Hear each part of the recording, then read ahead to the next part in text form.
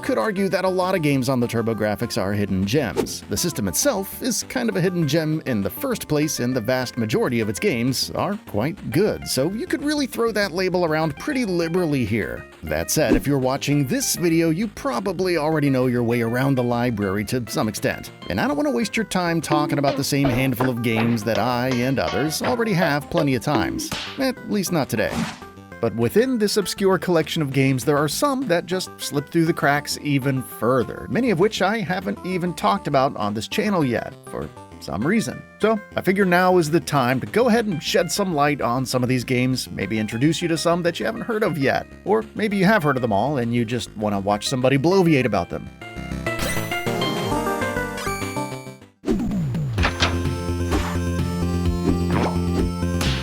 Jackie Chan's Action Kung Fu is kind of a strange but oddly competent attempt at turning an extremely famous actor from the 90s into sort of a mascot character. This game was developed by Now Production, who would go on to make Splatterhouse Wanpaku Graffiti on the NES, and a few more obscure titles, but I think this is their best one. It was also published by Hudson Soft, so maybe they helped around the edges a little bit. Despite the Jackie Chan star power though, this game didn't sell very well at the time, nor did it do very much at all to help the Turbo gain any sort of real footing against its competition. Although it does come together very well as an above-average beat-em-up platformer, and that's the most important thing. Now, don't let the cartoon version of Jackie Chan here trick you into thinking that this is an easy game. Unlike a lot of games that look like this, Jackie Chan's Action Kung Fu does not give you much time to acclimate before it starts throwing some challenging stuff your way. The game is full of fast-moving enemies and tough platforming sections that steadily tighten the screws on your skills. Or lack thereof. It's not the most difficult game on the system, not even close, but again, it's just more demanding than you might expect, which can feel at odds with the bouncy soundtrack and Sunday morning cartoon aesthetic, but honestly, I think that kind of makes a fascinating contrast that makes the game stand apart from the many easier platformers of the time. Jackie can punch, low kick, jump kick, and do sort of a drop kick maneuver if you press down while kicking in the air, which doesn't make a whole lot of sense, but it is actually a super useful move that I tend to use a lot.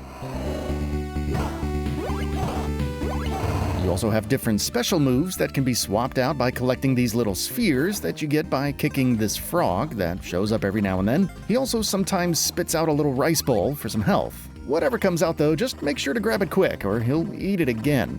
Kinda gross. The special moves are executed by pressing up and attack, and they'll generally all be pretty helpful as they're more powerful than regular punches and kicks and have a little bit more range, though you do only have a limited number of them, so I try to save them for bosses. You can also charge up a shot that does high damage on whatever it hits by holding down the attack button. These are limited as well though.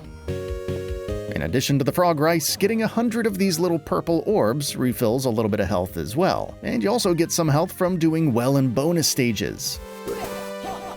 Now, none of these things happen very often though, so memorizing enemy behaviors and hoarding as much health as possible is the way to go. Thankfully, the game matches its difficulty with tight controls and fun levels, with plenty of variety. No two levels feel even remotely the same, with some being almost entirely platform-focused, and others taking you on wild rides through enemy-infested reflex gauntlets. And this makes the boss battles feel like the easiest part of the game, which is kinda strange. They generally only throw one or two moves at you, and once you figure out how to deal with those, they're pretty much a piece of cake.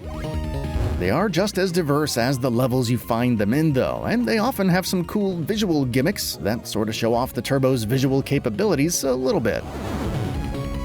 Speaking of the visuals, Jackie Chan's Action Kung Fu doesn't overwhelm the senses or push the Turbo to its breaking point like, say, Ninja Spirit does, so you rarely notice any significant slowdown or flickering, which is nice. The levels do get notably more sinister as they go along though, which matches how much harder they get.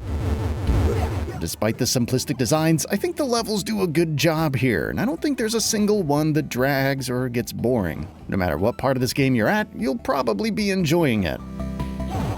I rather enjoy the music and sound here too. Jackie's audible voice samples trigger with each and every attack, which is a little bit overkill, but it's not offensive to the ear or anything, and it actually sounds pretty smooth.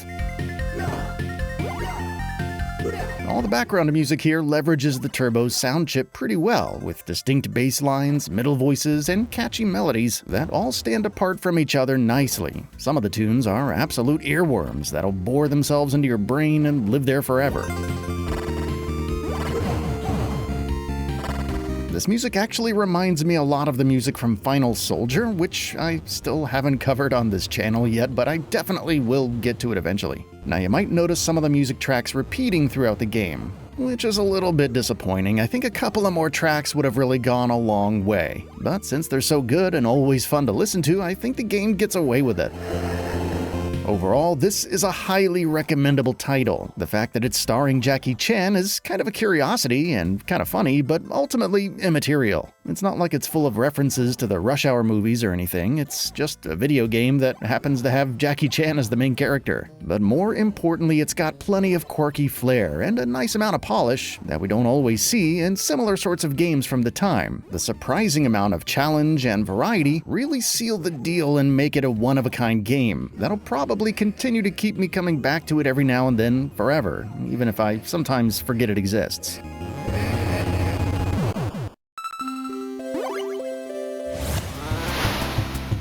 Another game that I somehow haven't covered on my channel at all yet is Aero Blasters. Aero Blasters. Aero,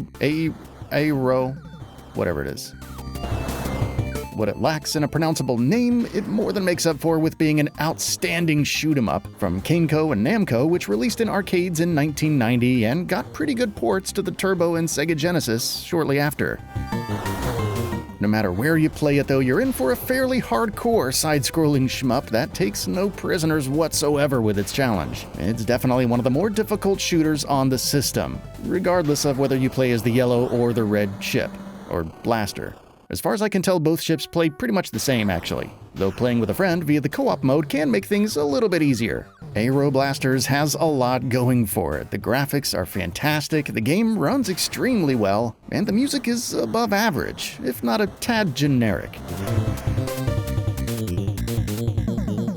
But I'd say its defining characteristic is its difficulty. Fast-moving enemies, challenging bosses, and several extremely hazardous environments make this one a little bit harder to recommend to the average player, or even some experienced ones.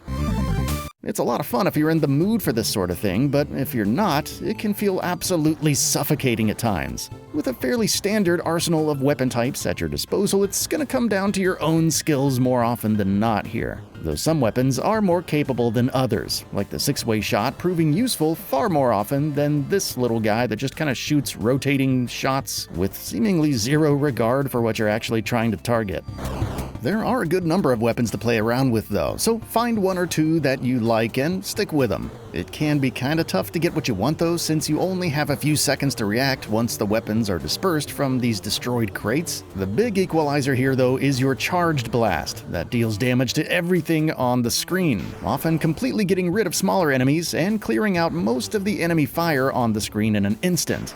These are technically unlimited, but they do take a few seconds of not firing to charge up, so you've gotta pick the right moments to do it. So as helpful as it is, you take a big risk to use it, and that's a really nice balance. Level and enemy variety are both on point here, especially the stages themselves, which all seem to have a distinct theme to them. I like some of them better than others, like for instance this incredibly fast tunnel section can basically go to hell, but all of them bring something memorable to the table. And if you do get good enough to carve your way through the punishing amount of enemies in the latter half of the game, you'll notice these later stages getting more and more interesting. So while it will often feel prohibitive, it never gets boring. As usual in these sorts of games, level memorization can pick up the slack quite a bit. So as long as you're willing to do a little bit of trial and error, you can make your way through the first half or so of the game without too much trouble. But the latter half of the game is an absolute assault of craziness, and it puts up quite a barrier for casual players and even intermediate ones. One thing that helps out a little bit though is the fact that you're never taken back to the beginning of a level or some random checkpoint. Even when using continues, you always respawn in real time in the same spot, and that can feel like a godsend considering the one-hit deaths that you'll definitely be encountering a lot. Though of course with every death you lose every upgrade that you've gotten up to that point, which can make one death easily turn into several more. Despite all this, Aero Blasters has a really addictive quality to it. Even after losing everything multiple times, you always feel like jumping right back in, and I really like that about this game.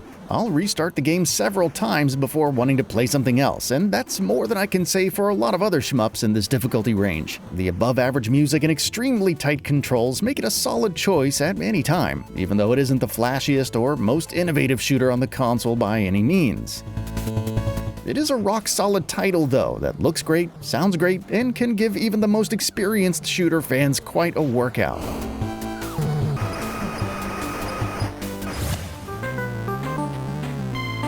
Putting an arcade racing game together with a classic RPG might seem like a strange combination, and it is. But somehow, Final Lap Twin from Namco makes it all work.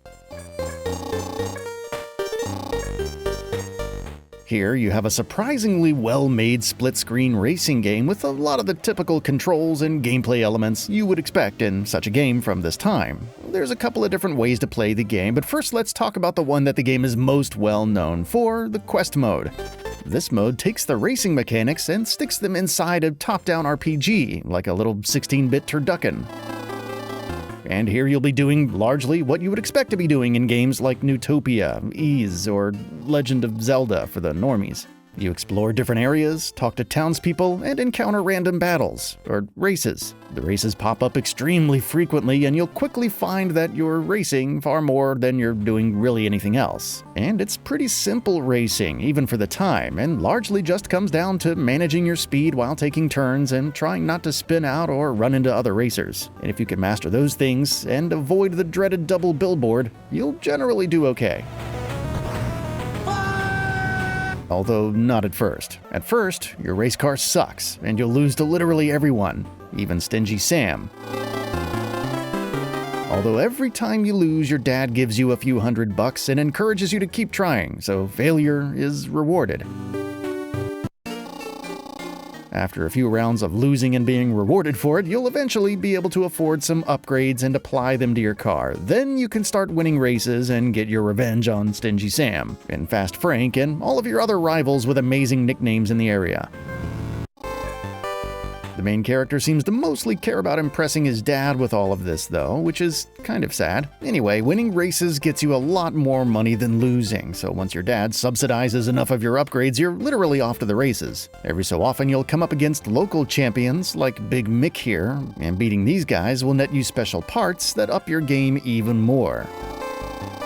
I'm not a huge fan of needing to lose a bunch of races at the beginning to become competitive, but other than that, I think the difficulty curve here is pretty well done. You generally always feel challenged, but within reason, and you can always spend a little bit of time grinding and even the odds further, similar to running around in the tall grass in Pokemon. Victory rarely seems impossible, and it's easy to identify a turn that you could have taken better or an acceleration ramp that you might have missed, so you're likely to improve at a steady pace regardless of how good you are. Each area only has a couple of tracks, and that, combined with almost constantly racing on them, can make the game drag a little bit sometimes. But as the tracks get more challenging, that repetition fades away to some extent. There's always another champion to overcome and another expensive part to save up for, so if you can get into that retro RPG mindset, I think the quest mode works out pretty well.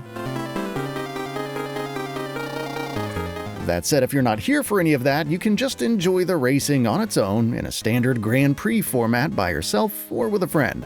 I kinda wish the single-player GP racing could have just removed the split-screen view and just filled the screen with my race, since it feels kinda pointless to do anything other than that here, but it doesn't get in the way, I guess. This, in my opinion, is the best way to really experience the entirety of the track types and the vehicle variety and really scratch that racing itch in a more time-effective way. There's not a ton of variety in any one element of the racing, but there's enough here to put it roughly on par with other racers of the time. The UI seems to display a little bit more info in these modes, and you can switch to manual transmission if you want, which definitely makes the racing a little more satisfying. And the fact that co-op is available for all these races is nice too, and a rarity for the Turbo's library. The graphics and sound throughout Final Lap Twin are pretty solid, and some of the music is surprisingly catchy at times. I rather like the dialogue music in quest mode here for some reason. Just kind of sticks with me, I don't know. but the entire game is full of above-average music, and the graphics, while not as impressive as maybe Victory Runs or Chase HQs, are still pleasing in my opinion, and the whole thing runs very smoothly despite displaying essentially 2 races at once. Overall, I dig Final Lap Twin a lot. It's not particularly technical or deep in any one area, and you could arguably get a more fulfilling racing experience or RPG from other titles on the Turbo, but I think the mix of both genres works better than it really should have. In the Quest mode and the surprisingly capable GP mode almost feels like it could have been its own game. It's a little bit different, and it might not jive with everybody, but I think there's a lot to like here.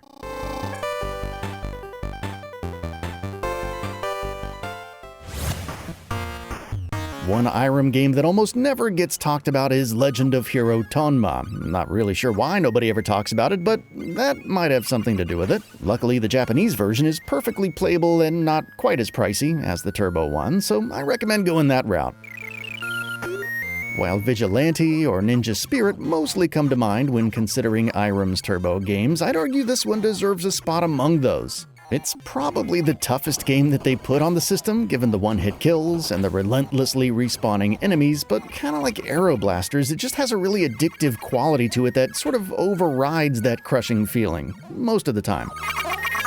Shooting is solid, and hitboxes for the enemies and yourself are all pretty fair in my view, though the somewhat floaty jumping can take a little bit to get used to, kinda similar to Ninja Spirit. The main thing about Tonma, though, is keeping your weapons powered up. There's a few different upgrade paths your weapons can take, but since you don't really have a lot of choice when it comes to what you get, you just kind of take what comes. Most weapon types are pretty similar, though, and all of them are worth grabbing in my experience. Though when you do have a lot of upgrades going on, especially the rotating shield thingy, it can cause some slowdown here and there, which can throw you off a little bit, so be ready for that.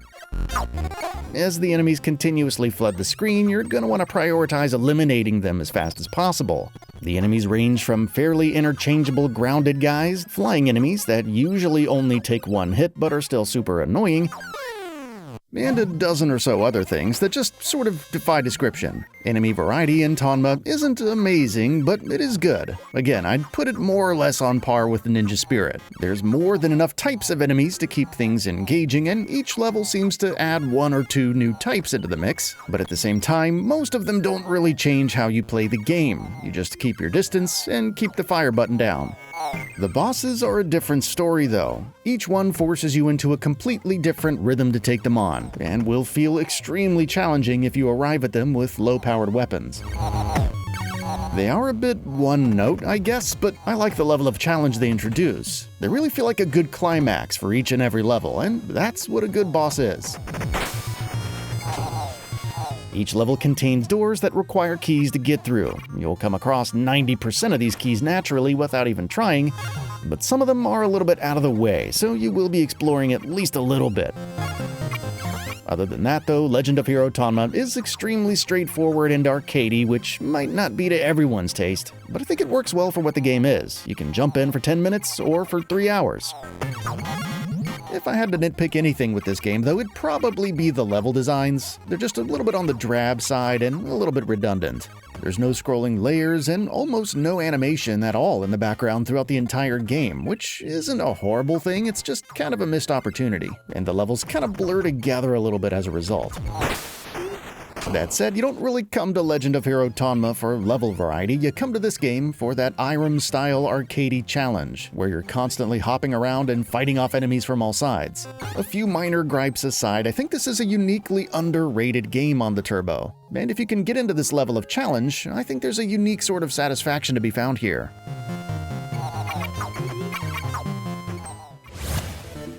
And from the folks that made Jackie Chan's Action Kung Fu, we also got Chu Manfu. Not to be confused with Fu Manchu, of course. On the surface, it's just a game about rolling colored balls over to the plates that match them. Simple enough, but you also have increasingly aggressive enemies to deal with, as well as larger, more intricate levels to navigate through. It can get pretty hectic, but I still find this game to be kind of relaxing in a weird way.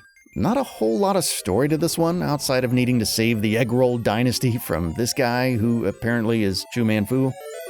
But I guess we really don't need much more than that. It's just a simple game with light combat and light puzzle elements, and that's really more than enough for me. Maneuvering those giant balls around the stages feels immediately intuitive. You hold down button 1 to start rolling and button 2 to kick them. And you turn corners by using the diagonal directions on the D-pad. Sometimes having a ball in its plate can block your path to another one though, so you'll need to tinker around with the order of things a bit to get the right sequence. Or you can break down enough walls that it doesn't really matter. Either strategy seems to work. Over time, you'll start to notice some of the game's nuances though. For instance, the black ball seems to break down walls a lot quicker than the others. There's also some power-ups that can alter things a little bit, like freezing enemies in place for a few seconds, but overall the main idea never really changes. Get the balls to their corresponding plates and don't die.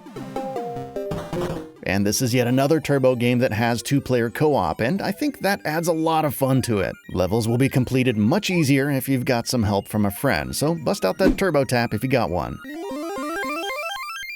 And just for kicks, there's a level editor mode that I do not have the patience for, but it's here.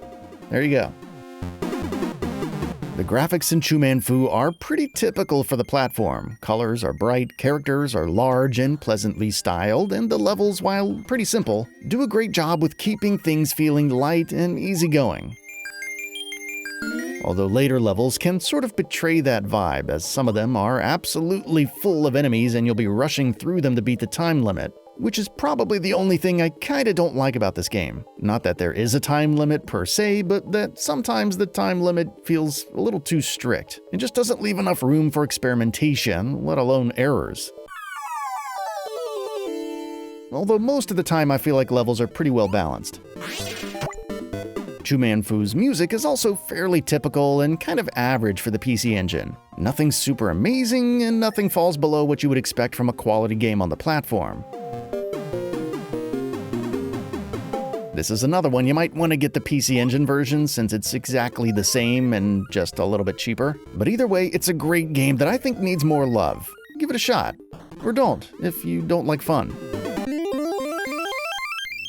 Now, I can totally understand some of these games not being for everyone. I wouldn't blame you for maybe not jiving with Final Lapse RPG stuff or Aero Blasters extreme difficulty. But even still, I would say each and every game in this video has at least a couple of things about it that make it worth giving it a chance to grow on you. So I say give them a real shot and let me know what you think. Also, be sure to let me know some other hidden gems for the Turbo that I might have missed. I know there's at least another handful that would definitely justify another video. But until then, as always, thanks for watching.